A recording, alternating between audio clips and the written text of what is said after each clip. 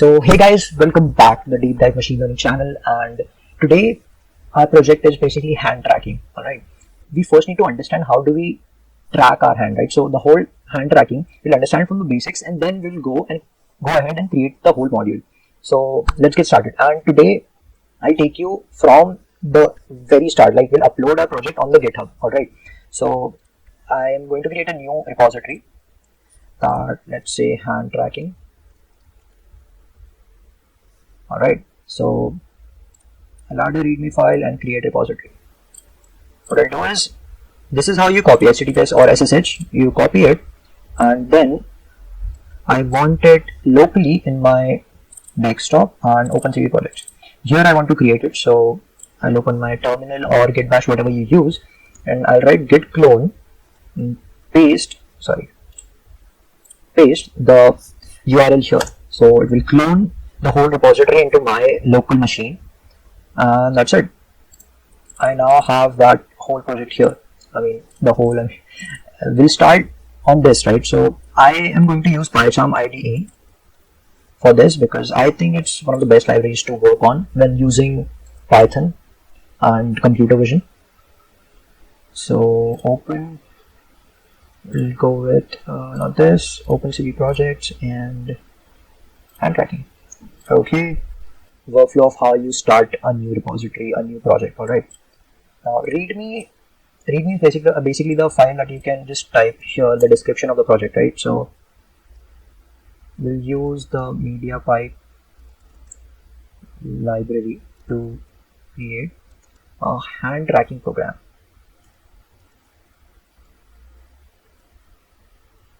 All right. I don't want to waste time on this. What else we will do is, we'll open the terminal and git bash here. What we'll do is we'll create a new virtual environment. So the code for that is pretty simple. We'll write Python n and vn. Vn is the module that we'll use to create the virtual environment, and write the name. What name do you want? So I'll just name it vn, or I'll just name it n. All right, vn. That's fine, I guess. So this will basically create a virtual environment in my repository. Alright, so we have to wait. That is the virtual environment, and we'll install all our libraries in this that will be required for this project. So what we'll do is shift to that. So Python vn, then scripts, and then activate. Alright, so this shows that our environment is active. Then you can either directly use pip install OpenCV Python, and other module we'll be using is MediaPipe. You can run this code, or you can go here, Python packages, and you can search OpenCV MediaPipe. So basically, yeah, you can search here and you'll have the install icon here. You'll press install and it installs, but I'll just use the terminal. So pip install, and it installs all the packages in the vn, this environment, right? We'll create a new Python file that will be our main hand tracking.py. Alright, hand tracking basic, because we'll create a module hand tracking later. So our first task right now is to import our libraries and to create an instance of the camera object, right? We'll use the camera to track our hands, right? So first import cv2, then import MediaPipe. I think MediaPipe isn't installed, otherwise it will show this error. Install package. So now it will install it, and then what we'll do is initialize our camera. So cv2.video capture, that's what we'll do, 0, and that's our webcam, right? Then package installed. So this error should automatically, alright, see, now there is no error. While true, then we will read from the camera, then success, frame, and cam.read. Then we will show that, right? Use IAMShow function to show that frame, right? So that is webcam and frame. CV2 dot wait key, and I think let's keep it 1.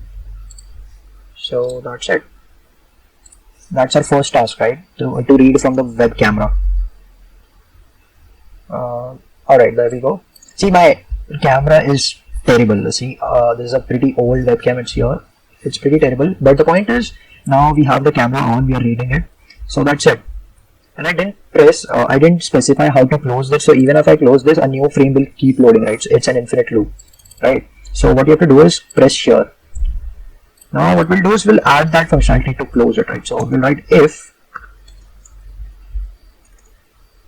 xff equals to ordinal function and q. You can write any number, any key.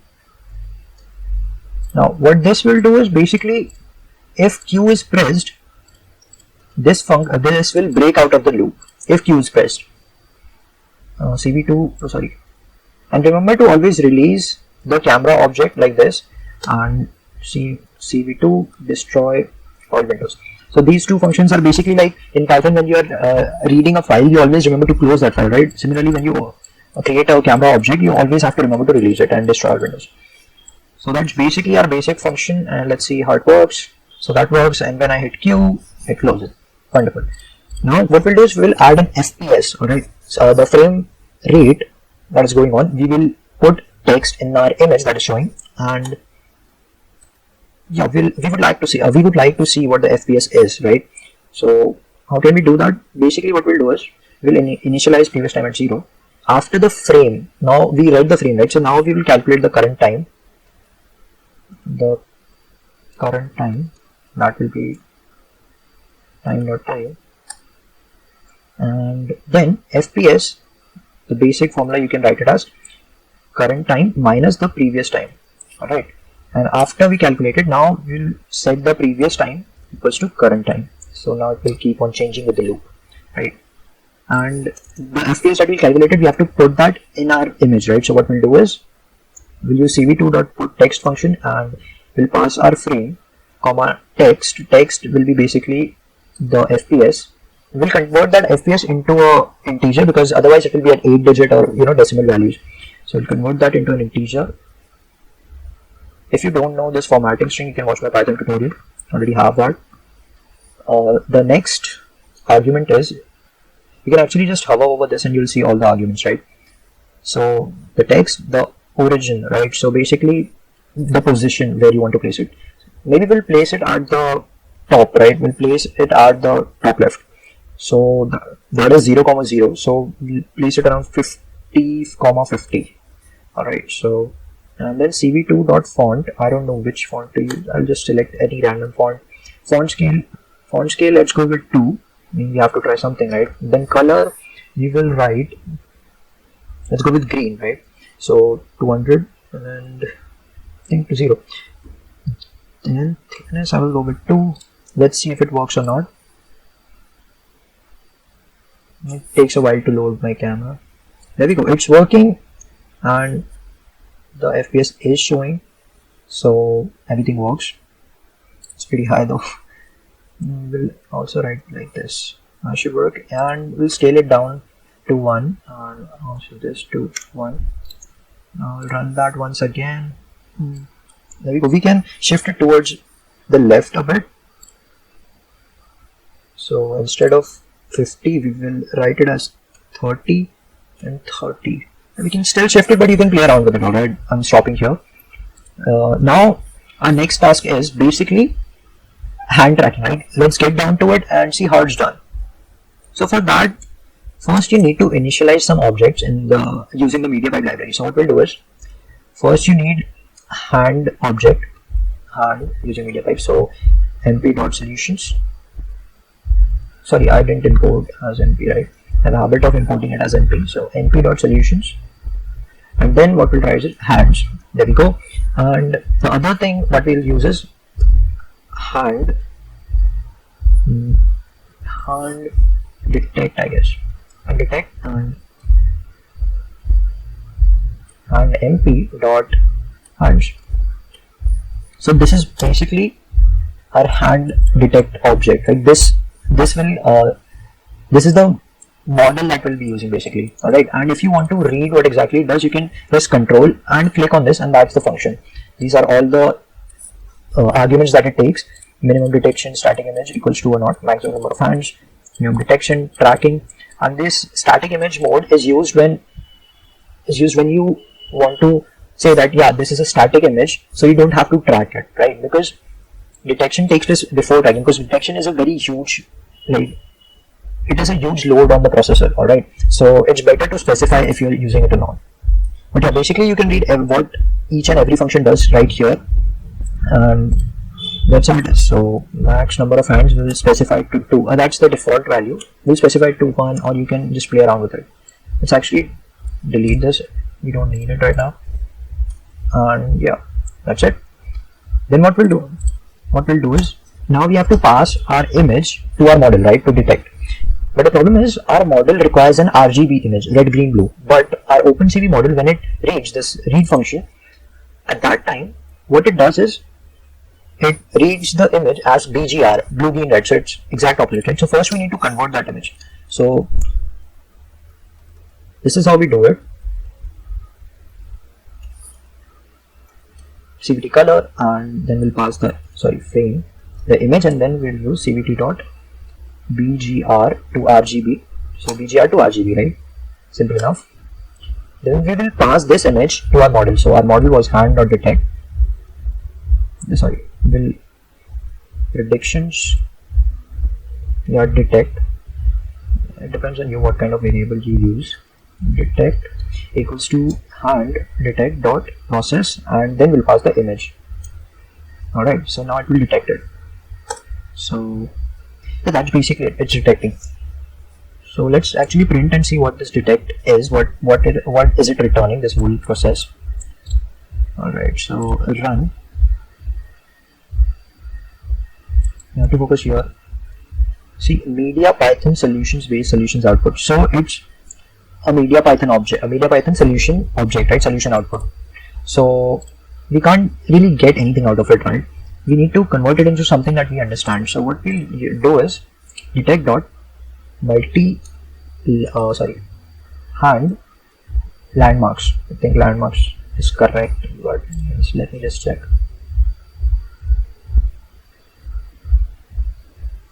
Yeah, that works. Alright, see, when there is no hand in the camera, it's printing none. But when I show my camera in the webcam, now see, the landmarks are being printed here, right? So we know that the detection is working, and this multi-hand landmarks gives us the detection. So what we'll use is if. We saw that it gives none, right? So we'll use this. If this is true, basically when it is not empty, what we will do, we'll run a for loop, because what this gives is, this gives us a list of landmarks, right? For one hand, for two hands, whichever however many hands there are, it gives us a list. So we will traverse through that list for each hand, right? So we'll loop through that, and we'll write .id, we'll write hand, and in detect dot multi and landmarks, right? Then let's actually print. I don't know what that is. You don't need to remember every single thing, alright? When you don't, just choose the print function, the most easiest thing there is in the Python, but yeah, one of the most useful functions aside keywords. So these are the landmarks, alright? So the print hand, this hand contains all the landmarks, so it is a list of landmarks. So we'll have to traverse through this. So what we'll do is for id, comma, we also want the id, we want the number. See, landmarks are a number of things, right? Actually, let it be. What we'll do is we want each landmark, right? So this whole thing is a list of landmarks. We want to traverse through a single landmark. So for landmark in hand, print lm, right? Let's see what it does. Wait a second. Normal object is not iterable. It's not iterable. This hand is a dictionary, right? So We saw earlier when we printed landmarks and XYZ, this thing was being printed, right? So landmark was the key. So when we can use like this landmark, right, or landmarks. This should solve the problem. I think it's a dictionary, so we have to use the key to access it. Maybe not landmarks, but landmark. I don't remember what it was, but I think this should work. Yeah, it does. So XYZ. So basically, a dictionary you have to access like this, right? This is how you work, right? When you code yourself, when you program yourself, you face very simple errors, and there are very simple ways to solve it, right? So always try to perform all the coding and programs and all the projects that you even see. You can see the whole project, but at least implement it once, all right?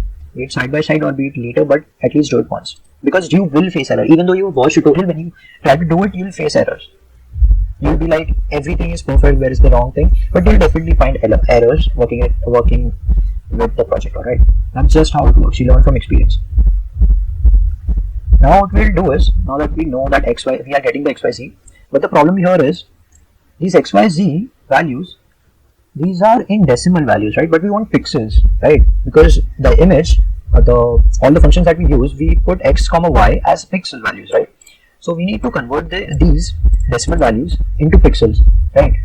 For that we need to understand what exactly these, why exactly are these in decimal, right? So these are basically ratios, the aspect ratios, right? So if we multiply ratio by our original image dimensions, then they will be converted into the required pixels that fit our image, right? So that's the basic intuition, all right?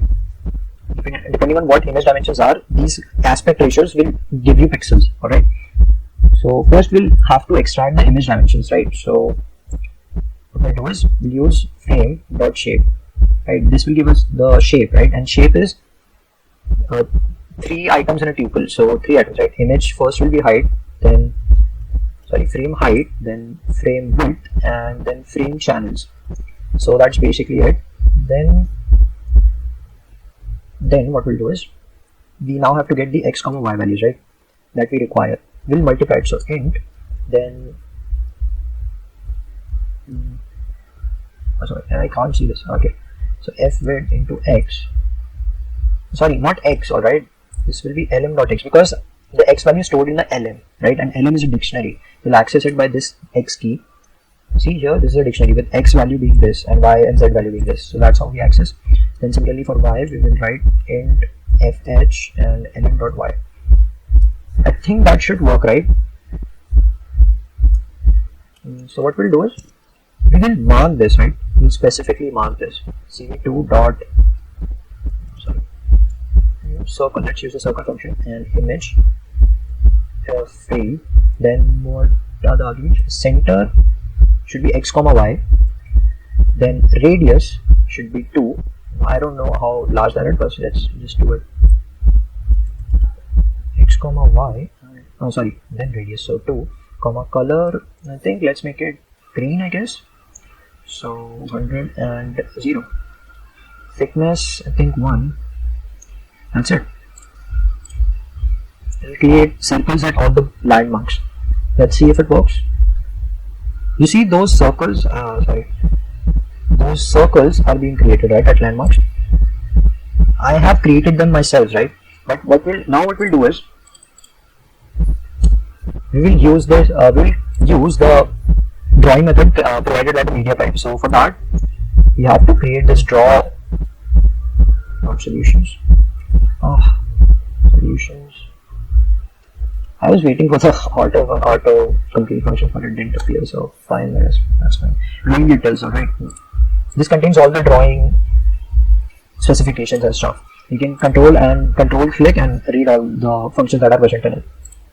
But yeah, basically we'll use this here, mp.draw landmarks. Alright, so we have to pass the image, so we'll pass the image and then landmark list. So our landmark list is basically hand and connections. Actually, let's just pass not image, frame. Let's see how it works. We'll actually comment this out for a moment and run. Let's see how it works. So yeah, now it's doing this. but we also want the whole connections, right? The interconnection between all these landmarks. For that, what we'll do is, the next argument is connections, right? So in that we'll use our hand MP that we created, and in that hands connection, so these will draw all the connection between the landmarks, I think. I mean, it should. Wait a second, it's loading. There we go. So now we have the connection. Oh, actually it's at both the hands. Yeah, now we have both the connections, right?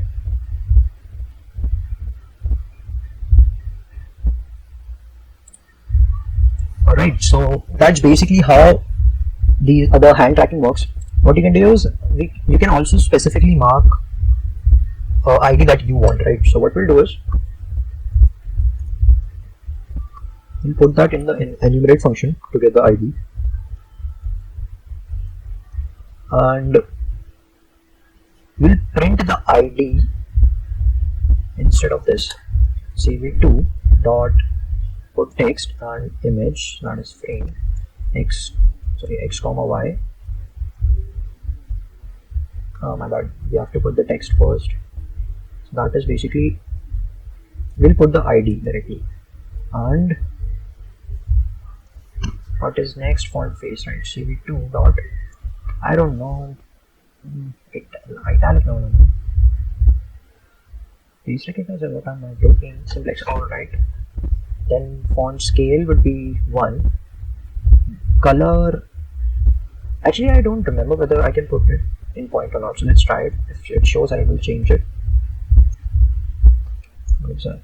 Color, right? So color, let's go with red this time. Let's go with light blue, alright? So 200,0,0. Thickness 1. So let's comment out the circle line first. Run. Basically, we'll be printing out each of the IDs for the landmarks directly on the image. My bad, thickness is required to be an integer. So we have to write this as an integer apparently. So what we'll do is, we'll just write 1. Now we know, right? So next time we won't do the experiment. There we go. Now you know what each of these represent, right? It's kind of annoying, this mirror effect. Well, actually what we'll do is, we'll invert this, right? So before invert this, image equals to cv2 dot invert is a function definitely. So source is our frame. There we go. Let's see if it works directly like that. Otherwise I would have to use the documentation. I still don't know. Me going and searching it alone, I thought I should just show you how I tackle these problems when I face them, alright? So for now, what we'll do is just directly search on Chrome. Let's see how to flip an image in OpenCV. There we go. And we have Geeks for Geeks. I have already read these articles, and so flip method seems like a good option. Parameters input array, returns an image, flip code around the x-axis. That's what we want, right? Around the x-axis. No, we want around the y-axis. So for example, 1 means flipping around the y-axis, so 1, and negative means for both the axes. So we'll have to put 1, right? So that's what we'll do. What we'll do is, we'll write flip and frame comma 1, right? Let's see if it works or not. Yeah, now it works. Now I know which hand is going where. Yeah, definitely is good. But we have to write the FPS after the image is inverted, right? So that this does not happen, alright? So what we'll do is, we'll flip the image first and then do all these things, alright? Flip here. So now let's see it again.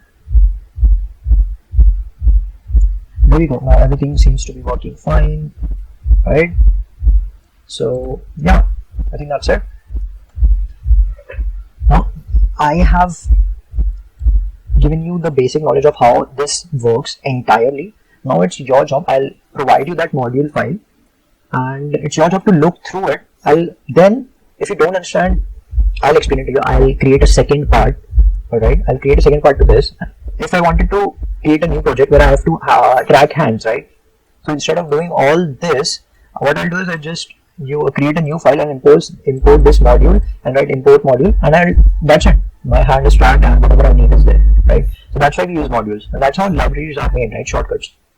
So yeah, we'll create a next part to this video because I don't like long tutorials, right? So we'll keep it short now that you understand the basics. Now that we have completed our project, what I'll do is I'll show you how to save these files in Git, right? So I'll write git add dot. You can specify a single file, like you can write hand tracking, and I press tab to autocomplete.